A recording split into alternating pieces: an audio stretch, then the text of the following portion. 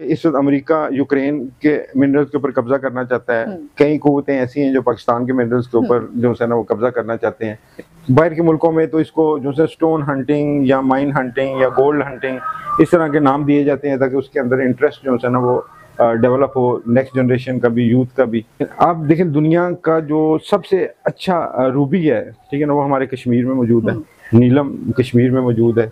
उसके अलावा जो दुनिया का बेस्ट सवात है, अच्छे कलर वाला, क्लैरिटी वाला, कि जिसको बड़ी बड़ी पर्सनैलिटीज जिस तरह एंजेलिना जूली और मलका बरतानिया जैसी शख्सियात ने भी वो हमारे सवात का ही एमरल्ड स्टोन जो है ना वो पहना हुआ है। अस्सलाम वालेकुम पाकिस्तान, आप देख रहे हैं वॉइस ऑफ पंजाब और वॉइस ऑफ पंजाब के साथ मैं हूं डॉक्टर सबा फिरदौस सिद्दीकी। नाज़रीन, कहते हैं कि पत्थर मुश्किलें बदल सकते हैं, तकदीर बदल सकते हैं और मुश्किलें आसान कर सकते हैं। अब कितनी एक हकीकत है इस बयान के अंदर कि क्या वाकई में ये जो पत्थर हैं, ये जो स्टोन्स हैं, क्या इनका हमारी लाइफ के ऊपर कोई इम्पैक्ट होता है? क्या ये हमारी लाइफ के मुश्किलों को हमसे दूर कर सकते हैं, बुरे ख्यालात को या बुरी जो भी चीज़ें हैं हमारी इर्द गिर्द, क्या उनको हमसे दूर कर सकते हैं या नहीं? आज हम जानेंगे आज के अपने इस इंटरव्यू के अंदर, जो कि जहां हम इंटरव्यू कंडक्ट करने जा रहे हैं किसी पर्सनैलिटी के साथ जो इससे पहले पाकिस्तान आर्मी को सर्व कर रहे थे और अभी ये स्टोन एक्सट्रैक्शन, स्टोन माइनिंग भी कर रहे हैं और स्टोन्स ही का अपना बिजनेस भी रन कर रहे हैं। तो आज के इस इंटरव्यू के अंदर हम लेंगे वो तमाम सवालात, हम कंडक्ट करेंगे इंटरव्यू और इसमें बात करेंगे उन तमाम सवालात के ऊपर जो मोस्टली हर लेमैन के दिल में आ रहे होते हैं रिगार्डिंग स्टोन्स के इम्पैक्ट के नॉर्मल लाइफ के ऊपर। तो आइए चलते हैं अपने इंटरव्यू की जाने पर, अपना इंटरव्यू जो है वो आगे बढ़ाते हैं। अभी मेरे साथ मौजूद है कर्नल आमिर साहब जो कि इन पत्थरों का बिजनेस करते हैं। तो आइए चलते हैं इनकी जानिब और इनसे कुछ दिलचस्प सवालात करते हैं स्टोन्स के ऊपर, स्टोन के इम्पैक्ट के ऊपर। अस्सलाम वालेकुम सर। वालेकुम अस्सलाम। अच्छा सर, सबसे पहले तो अपना थोड़ा सा ब्रीफ इंट्रोडक्शन दीजिएगा और ये भी बताइएगा कि कब से आप ये स्टोन्स के काम को कंटिन्यू किए हुए हैं? इनफैक्ट मेरा बैकग्राउंड आर्मी सर्विस का है, मगर उस यानी आर्मी के बाद जो से रिटायरमेंट के बाद बंदा अपॉर्चुनिटीज देखता है कि कौन सा काम करना चाहिए। तो उसमें मैंने जो अपॉर्चुनिटी दरियाफ्त की वो था माइंस ऑफ मिनरल, और जिसके अंदर पत्थर, प्रेशियस स्टोन्स और वो सारे आ जाते हैं। तो अल्हम्दुलिल्लाह, ठीक है ना, कि हम पहाड़ों से उतरे थे, दोबारा पहाड़ों पे जाके हमने ये काम स्टार्ट कर दिया और उसमें सेटिस्फेक्शन भी ज्यादा थी कि जिस माहौल से निकले थे उस माहौल में दोबारा एक किस्म का फौजी टाइप माहौल उसमें चले गए और पत्थरों और से बातें करनी शुरू कर दी, जिससे पता चला कि ये एक बहुत बड़ा फील्ड है और इतना बड़ा फील्ड है और अनफॉर्चुनेटली हमारी यूथ या नेक्स्ट जनरेशन उसको इसका या इसके पोटेंशियल का आइडिया ही नहीं है। एग्जैक्टली। अच्छा सर, जैसे अभी आपने जिक्र किया कि स्टोन माइनिंग पे आप चले गए, तो स्टोन माइनिंग बाकी लाइफ रूटीन की एक्टिविटी से हटके थोड़ा ट्रिकी प्रोसेस है, तो क्या क्या चैलेंजेस आपको दरपेश आते हैं इसके अंदर? हाँ, इसमें सबसे बड़ी जो चीज़ है वो है कि ये कारोबार बिल्कुल पहाड़ों के ऊपर आपने करना है तो आप आइसोलेशन में चले जाते हैं। जब आइसोलेशन में चले जाते हैं इसका मतलब है कि वहाँ पे आपने पहाड़ों के ऊपर ही काम करना है, वहीं पे अपना सर्वाइवल करना है। और आपने बाहर के मुल्कों में तो इसको जो है स्टोन हंटिंग या माइन हंटिंग या गोल्ड हंटिंग इस तरह के नाम दिए जाते हैं ताकि उसके अंदर इंटरेस्ट जो है ना वो डेवलप हो, नेक्स्ट जनरेशन का भी, यूथ का भी।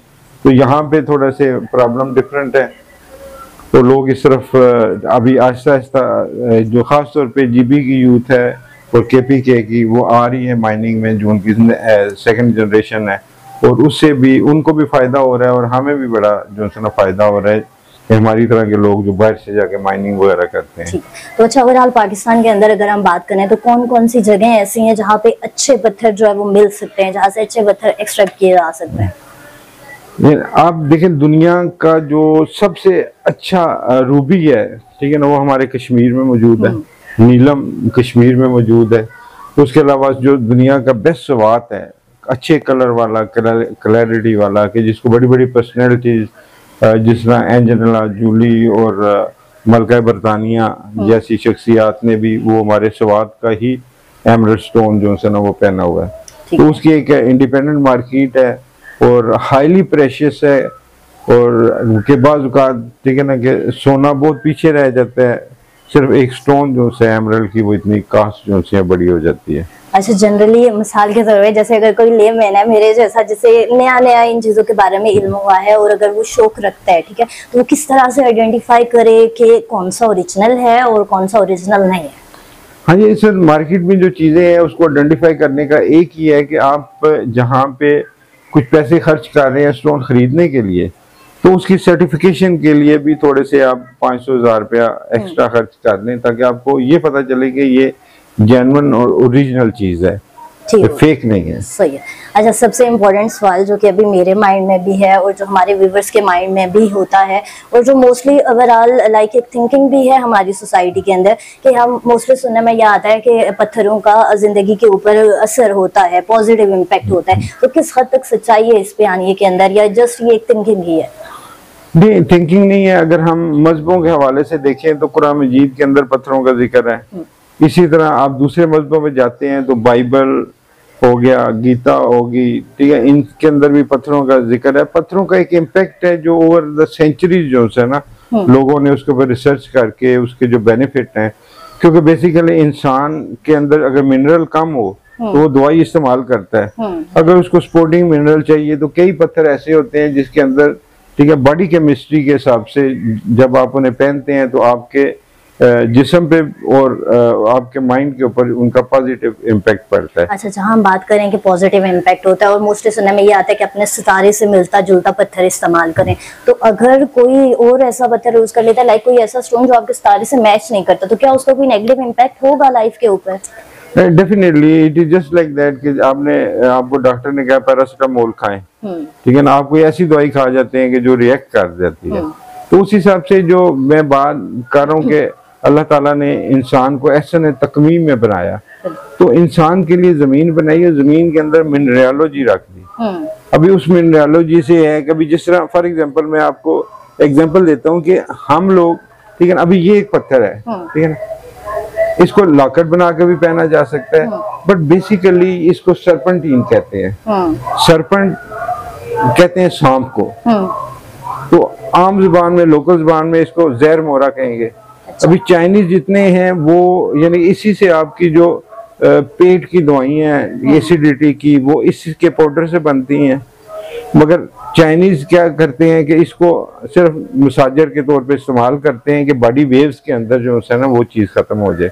इस तरह कई बीमारियां हैं जिनका इलाज पत्थरों के अंदर मौजूद है। ठीक है, अभी ऐसा जैसे कि पहले जिक्र किया कि सितारे से मिलता जुलता पत्थर इस्तेमाल करना चाहिए, तो ओवरऑल हमारे व्यूअर्स के लिए ये बताएं कि किस सितारे के लिए कौन सा पत्थर सूटेबल होता है? देखिए, उसके सदियों की रिसर्च है, जियोडिक साइंस के हिसाब से उन्होंने दो चीजें निकाली हुई हैं, एक कलर कोड है और एक स्टोन्स है। अभी स्टोन्स के कलर्स जो से हैं उसमें है कि आम बंदे का एवरेज किस्म का पत्थर भी मिल सकता है, ठीक है, किसी के पास पैसे ज्यादा हैं तो हाई क्वालिफाइड पत्थर जो है, हाई प्रोफाइल पत्थर, जिस तरह रेड कलर के अंदर अगर आप यहाँ पे देखें, ठीक है ना, तो ये पिंक कलर दे रहा है, ठीक है, इसका पत्थर बनाएंगे तो बड़ा सस्ता मिलेगा। अगर इसकी जगह रूबी इस्तेमाल करेंगे तो वो महंगा हो जाएगा। It is just like that. नहीं, मेरे कहने का ये मतलब है कि हम कह रहे हैं ना कि हमारे सितारे से मैच होने वाला पत्थर होना चाहिए, ठीक है। मिसाल के तौर पे जैसे मेरा सितारा अगर जेमिनी है तो उसके लिए कौन सा पत्थर सूटेबल होता है? वही मैं बता रहा हूँ कि पूरी बुक्स बनी हुई है और वो नेट पे भी आपको मिल जाती हैं कि आपके ज़ोडिक साइन के हिसाब से कौन सा पत्थर, कौन सा कलर आपको सूट करता है। ठीक है, तो कलर्स का भी इम्पैक्ट होता है? कलर्स का भी इम्पैक्ट होता है। It is just like that कि आसमान आपको नीला नजर आता है, दरख्त जो से हैं आपको जो से ग्रीन नजर आते हैं, तो उनका जब आप बाहर निकलते हैं किसी यानी कि आप पार्क में चले जाएं तो वो आपकी जात के ऊपर उसका इम्पैक्ट होता है उन कलर्स की वजह से। ठीक हो गया। अच्छा, जैसे ये स्टोन्स की फील्ड है, टोटली हमारी जितनी भी डिफरेंट फील्ड है मार्केट के अंदर उनसे थोड़ा हट किया है, तो क्या स्कोप देखते हैं इसका और किस हद तक आपको लगता है कि हमारी यूथ के लिए इसमें अपॉर्चुनिटीज हैं? देखिए, स्कोप की जहाँ तक हद है, ठीक है ना, कि इस वक्त अमेरिका यूक्रेन के मिनरल्स के ऊपर कब्जा करना चाहता है। कई कुव्वतें ऐसी हैं जो पाकिस्तान के मिनरल्स के ऊपर जो है ना वो कब्जा करना चाहते हैं, तो स्कोप तो इसका, ठीक है ना, बहुत ज्यादा है। और जिस अफगानिस्तान की जंग थी, बेसिकली वो जंग किसी और चीज की नहीं थी, मिनरल को लेके जाने की जंग थी, तो जो अमेरिका ले गया। ठीक है, इसी तरह बड़ी बड़ी जितनी है, क्योंकि जितनी आपकी इनोवेशन है, टेक्नोलॉजी है, उसके अंदर सब जमीन से जो पत्थर निकल रहा है वो इस्तेमाल हो रहा है। चाहे आपका मोबाइल है, आपके ग्लासेस हैं, कोई चीज है, इवन कपड़े के अंदर भी वो चीज इस्तेमाल हो रही है कभी। ठीक है। अच्छा, और एट द एंड कोई मैसेज जो आप देना चाहें अपने पास्ट एक्सपीरियंस के बेस पे हमारी यूथ को? हाँ, मैं सिर्फ यही कहूँगा कि ये एक इतना बड़ा फील्ड है, इसके अंदर ठीक है ना, यानी कि बच्चों को आना चाहिए, उस जनरेशन को खास तौर पे जिन्होंने कल पाकिस्तान को टेक ओवर करना है। और जब पाकिस्तान को टेक ओवर करना है तो इसका पोटेंशियल जो सा है उसके बारे में नॉलेज होगा तो ये बाहर ठीक है ना या इंटरनेशनली अपने प्रोडक्ट्स को, अपनी माइनिंग को बेहतर कर सकते हैं, बेच सकते हैं। हमें तो सिर्फ और सिर्फ इस चीज का पता है कि मार्बल बिकता है, ये मार्बल के अलावा, हालांकि इसी मार्बल को जब आप देखें तो ये कैल्शियम है, आपकी दवाइयों के अंदर भी ये मार्बल पाउडर इस्तेमाल होता है। ठीक है, अच्छा, तो अभी हमारे साथ मौजूद थे कर्नल आमिर साहब, जिन्होंने हमें एक नई फील्ड, स्टोन्स के फील्ड के हवाले से इंफॉर्मेशन प्रोवाइड की। होप्स हो के हमारे आज की इस इंटरव्यू को सुन के आपको बहुत सी मालूमात मिली होंगी, ऐसी नई नई इंफॉर्मेशन लेके आते रहेंगे आपके लिए। आज के इस प्रोग्राम से मुझे दीजिए इजाजत, अल्लाह हाफिज़, अल्लाह ने के बाद।